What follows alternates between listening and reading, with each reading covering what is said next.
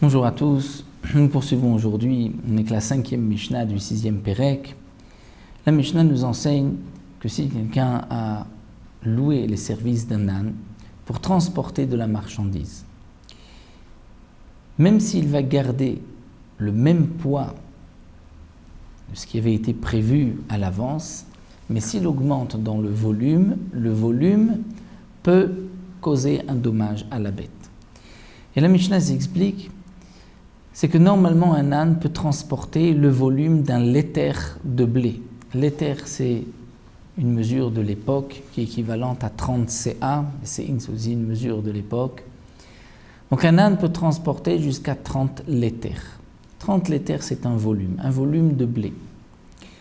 Si un homme à Socher, il a loué un âne, Léavi allait à Chitim pour transporter du blé. Donc il savait qu'il pouvait poser sur le dos de cet âne jusqu'à 30 CA, jusqu'à un léter de blé. Ce volume, Vévi allait à Séorim. Il s'est dit, je vais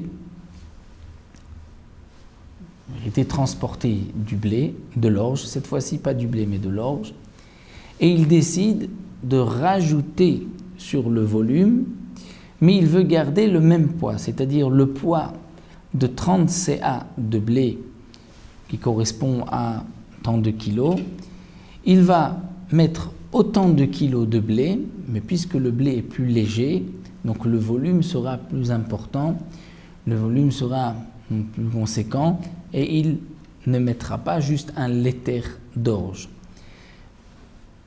La Mishnah nous dit que si l'âne a été endommagé et tombé sous le poids, chayav, celui qui a loué l'âne est responsable, parce que le poids et le volume risquent d'endommager la bête. C'est-à-dire que si on a rajouté sur le poids ou sur le volume, la bête peut être endommagée puisque c'est au-dessus de ses forces.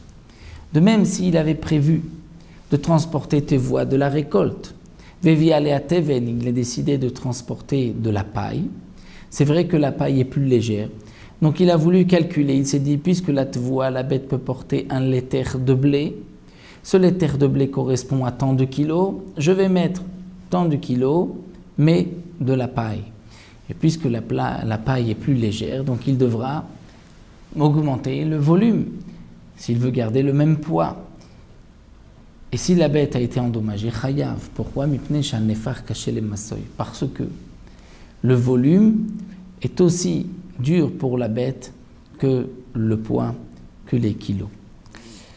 Mais inversement, dit la Mishnah, Léavi léter chitim, s'il avait prévu d'emporter un léter, donc ce volume de chitim, et il a gardé, Vévi léter séorim, il a gardé le même volume, il n'a pas rajouté sur le volume.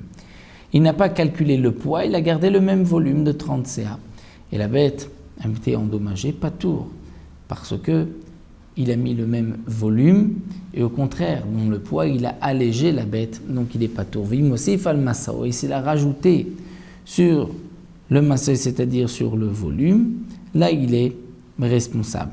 C'est-à-dire, on nous explique les mefarshim, si il avait décidé de prendre du blé et il a rajouté sur le poids du blé, aussi c'est sur le blé, là il est chayav. Fait kama yosif al masov et chayav. Jusqu'à combien on peut dire que s'il a rajouté sur les données habituelles, sur le volume que nous savons, jusqu'à combien on va dire que s'il a rajouté il est chayav? Sumchus omer mishum Rabbi Meir se'a la gamal. Sumchus dit si c'est un chameau qui transporte, jusqu'à un CA en plus. Si c'est un âne, shlosha kabin lachamor. 3 cabines, s'il a rajouté 3 cabines en plus sur ce volume de léter que nous avons vu de blé, il est responsable parce que si la bête a été endommagée, c'est par ce surplus de poids. Donc la Mishnah nous a enseigné 2 points. Que lorsqu'on loue les services d'un âne, on doit respecter le volume que la bête peut porter. Pour le blé, nous avons vu que c'est un léter, l'équivalent de 30 CA, des mesures de l'époque. On ne regardera pas le poids que la bête peut porter, mais de le volume que la bête peut porter. Si on a rajouté sur ce volume-là jusqu'à 3 cabines de blé pour un âne et que l'âne a été endommagé, on est chayav.